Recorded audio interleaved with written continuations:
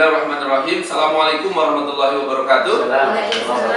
Alhamdulillah teman-teman, kita lagi berada di DPP Indonesia Gemilang, Jakarta. Kita sedang berdiskusi untuk menyahuti tentang perkembangan perhelatan Pilpres yang saat ini memang sedang kita hadapi sama-sama. Ada berbagai pihak yang mengkhawatirkan bahwa kubu perubahan dengan kubu, sebutlah kubu status quo, ya, yang kemudian membelah masyarakat, ya, sehingga terjadi polarisasi yang tidak sehat. Memang polarisasi seperti ini kan sudah terjadi dulu di tahun 2019, seolah memilih satu kubu A dengan kubu B, terjadi pembelahan yang dengan kata-kata yang tidak bagus. Sebetulnya itu sekarang pun sudah terjadi, teman-teman, ya, di Facebook, di Instagram. Orang-orang dengan begitu mudahnya mengumpat satu sama lain, caci maki, membuli sana sini. Kita sebagai warga negara itu jadi nggak bisa rasional lagi melihat keadaan seperti ini.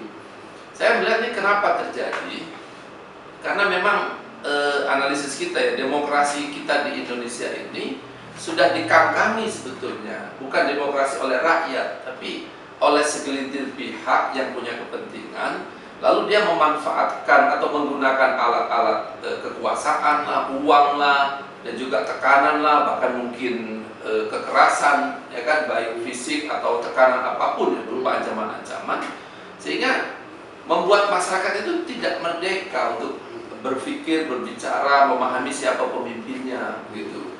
Jadi ini penyebab mengapa berdemokrasi di negara kita ini menjadi nggak sehat. Kita nggak bisa mengemukakan pendapat dengan argumentasi yang rasional, karena belum apa-apa kita udah dihujat lah, dibully lah, kita dianggap tidak waras dan sebagainya. Ini seharusnya kita bicara argumen dong, bicara data, gitu.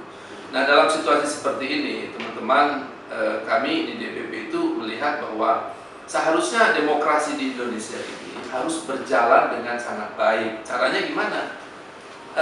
Rakyat itu harus diberikan pencerahan tentang keadaan negara ini seperti apa yang sebenarnya. Jangan keadaan yang dicitra-citrakan oleh segolongan pihak demi kepentingannya. Itu satu. Yang kedua, soal calon-calon yang akan memimpin ini harus juga dibedah, ya, isi kepalanya, kemudian kehidupannya, track recordnya, kapasitasnya, integritas, itu harus dibedah secara terbuka, tanpa sentimen, tanpa membawa kepentingan partisan, gitu. Sehingga kita pertanyaannya bukan soal siapa yang akan menang dan kalah, bukan, tapi siapa yang pantas atau bisa dicalonkan di negeri ini agar Indonesia ini maju, gitu loh. Jadi teman-teman di mana saja berada, kita ingin mengembalikan demokrasi kita ini kepada khitohnya, yaitu apa? Demokrasi dari rakyat yang cerdas, yang memahami keadaan negara dan bangsanya, dan memilih siapa figur yang paling tepat, bukan berdasarkan partisan atau golongannya, tapi berdasarkan kepentingan untuk kejayaan dan kemajuan Indonesia ke depan. Oleh karena itu, teman-teman, pertama kita ingin memastikan dulu bahwa marilah kita berdemokrasi, memahami bahwa Pilpres ini hak rakyat. Oleh karena itu, partai dan kepentingan siapapun, ya, apakah yang punya uang, yang punya kekuasaan, jangan cawe-cawe untuk mengangkangi hak rakyat untuk demokrasi, untuk berpikir memilih pemimpinnya dengan tepat dan benar. Jangan rakyat itu dicekokin, disuguhin dengan info-info yang untuk kepentingan sendiri. Itu pertama. Yang kedua, berikan kesempatan kepada seluruh rakyat itu untuk berpikir rasional dan membedah calon-calon pemimpinnya itu tanpa ketakutan, gitu. Ya, ketakutan misalnya nanti dianggap menyudutkan sana sini, kampanye hitam dan sebagainya. Marilah kita sebagai rakyat juga berdemokrasi secara cerdas, secara sadar, dengan argumentasi yang baik.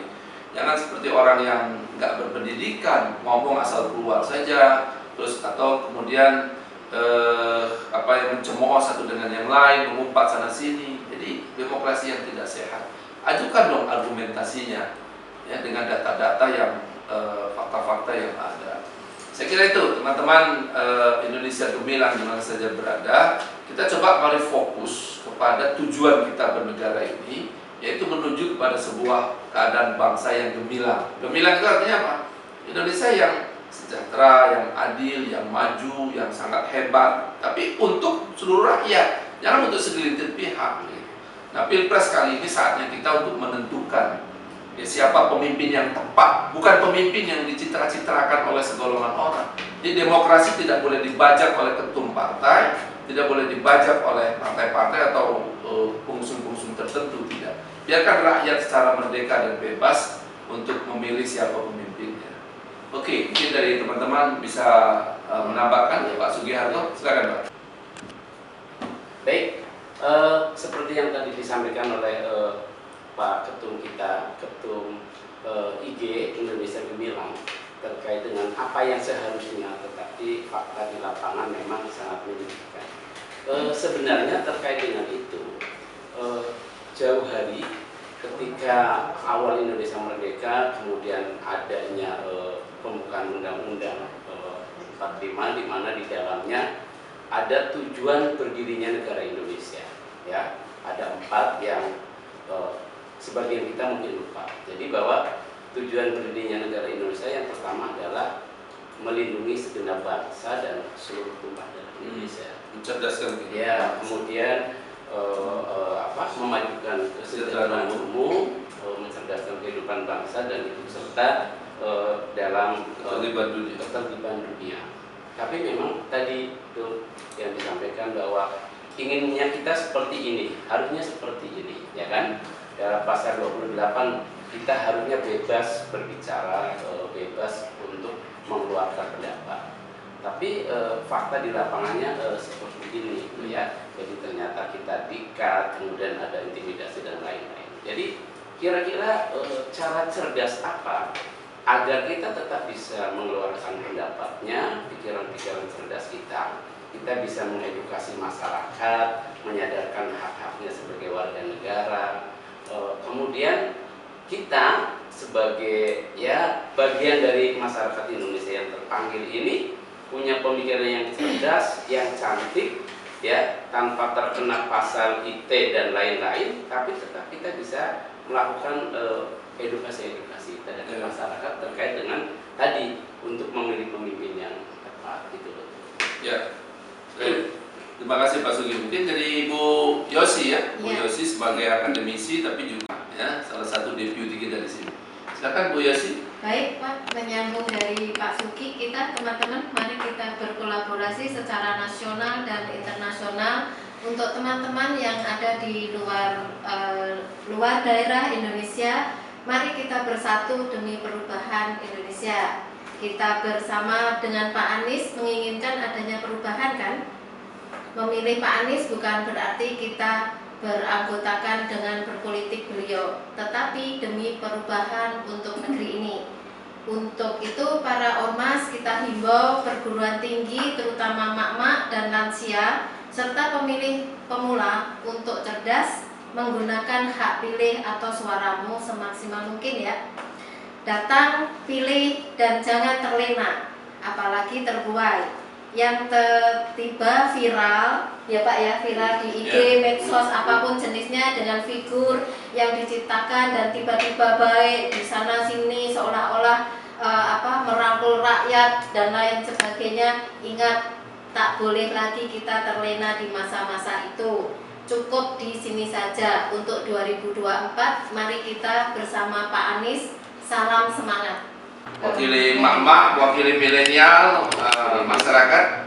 Oke, untuk teman-teman kaula muda, mari kita ikuti diskusi santai milenial dan Gen Z dari Kota Depok dengan pembicara Coki Sitohang, presenter dan politisi. Saatnya yang muda dan berkarya serta bersuara. Oke, jadi teman-teman, bahwa demokrasi ini akan sukses kalau memang masyarakatnya itu diberikan pencerahan tentang keadaan bangsa ini yang sebenarnya. Yang kedua adalah harus diberikan kemerdekaan untuk berbicara tentang siapa calon seluas-luasnya, selugas-lugasnya. Ya, itu. Sehingga demokrasi itu jangan dikangkangi apalagi oleh misalnya sebut saja oleh kekuasaan sendiri yang sedang memerintah sekarang. Jangan ikut cawe-cawe, jangan ikut kampanye. Ya kalau logika sederhananya Pak Sugi, kalau ada kesebelasan lagi tanding, ya wasitnya jangan ikut cawe-cawe dong, memihak salah satu pihak gitu. Nah, pemerintah dalam hal ini, KPU, Bawaslu, dan semua yang terkait sebagai penyelenggara pemilu, ya bersikaplah sebagai penyelenggara yang jujur dan adil. Jangan berpihak kepada kontestan. Jangan sampai pemilu ini bukan kontestasi kontestan. Ini kan bahaya. Ya, bayangkan kalau pemilu bukan kontestasi kontestan, tapi malah kontestasi siapa di belakang kontestan. Ini menjadi tidak sehat. Ya. Oleh karena yang dibilangkan oleh teman-teman tadi, kita sebagai rakyat ini, ayo jangan diam saja, jangan apatis melihat keadaan ini. Nanti tiba-tiba kita udah terpilih pemimpinnya, kita mendapatkan akibatnya. Karena seluruh kebijakan presiden itu akan berakibat kepada kita masing-masing. Kita berkolaborasi, artinya ya masyarakat, partai, akademisi, itu mari kita berkolaborasi secara cerdas. Ya, kita betul-betul peduli dan membedah isi pikiran para capres, ya, dan juga isi tentang keadaan negara kita yang sebenarnya tanpa rasa takut untuk mendiskusikannya. Nah, dengan begitu maka kita akan menemukan sosok pemimpin yang paling tepat, bukan untuk diri kita, bukan untuk golongan kita, bukan untuk partai saya, atau bukan, tapi untuk Indonesia dan seluruh rakyat Indonesia. Itu poinnya, Pak. Dan gini, menggarisbawahi yang Pak Ketum sampaikan, bahwa masyarakat ini perlu tahu siapa calon-calon pemimpinnya. Ya, jadi sepertinya kita membutuhkan sebuah konten, di mana konten itu menampilkan misalnya latar belakang pendidikan para calon atau kandidat, kemudian bagaimana kehidupan keluarganya, harmoniskah mereka, kan? Kemudian juga mereka kan juga berkarya, bekerja, berkarir. Nah, itu juga perlu juga dibuka di tengah-tengah masyarakat. Calon A itu bagaimana karirnya, B seperti apa, dan C seperti apa. Nah, kalau itu sudah dikatakanlah ditemukan, kemudian dibuat dalam satu konten yang sederhana, yang singkat, padat, kemudian menarik, dan kita semuanya nih IG nasional langsung menyebarkannya terus menerus gitu. Jadi apa sih teorinya? Kalau kita mendang bola 10 kali ke gawang, maka paling tidak 1 akan masuk, ya kan? Kalau 100, paling tidak 10. Semakin banyak, maka akan kemungkinan itu akan semakin muncul. Istilahnya memenangkan pertarungan itu. Oke, terakhir teman-teman, bahwa jangan sampai, ini yang paling kita khawatirkan, jangan sampai bahwa Pilpres ini adalah kontestasi siapa di belakang kontestan. Ini sangat tidak baik. Ya, biarkanlah para kontestan itu yang kita kontestasikan.